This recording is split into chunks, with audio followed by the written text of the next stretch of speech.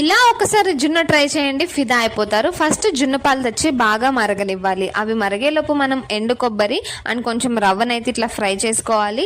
రవ్వ ఫ్రై అయిన తర్వాత ఇంకా మళ్ళీ కొంచెం బెల్లం తీసుకొని అది కూడా కరిగి పెట్టుకోవాలి. మరుగుతున్న పాల్లోకి అయితే ఇప్పుడు మనం వేయించుకున్న రవ్వనైతే పోసేసి కొంచెం మీడియం ఫ్లేమ్లో అయితే బాగా కుక్ చేయాలి. సో అది కుక్ అయిన తర్వాత ఇంకా ఎండు కొబ్బరి, కరిగించుకొని పెట్టుకున్న బెల్లం ఇవి పోసేసి ఇంకా కొంచెం బాగా మీడియం కన్సిస్టెన్సీలో వచ్చే వరకు అయితే ఇంకా బాగా కుక్ చేయాలి. అండ్ పచ్చి స్మెల్ కూడా వెళ్ళాలి. సో ఇదంతా అయిన తర్వాత లాస్ట్లో ఏలకల పొడి వేసేసి ఇంకా సర్వ్ చేసుకోవడమే.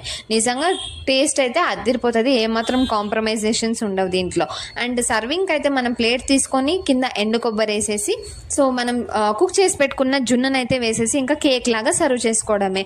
అండ్ ఇది మీకు ఇన్ డీటెయిల్గా కావాలంటే చెప్పండి, నెక్స్ట్ టైం చేసినప్పుడు నేను లాంగ్ వీడియో అయితే షూట్ చేసి పెడతాను.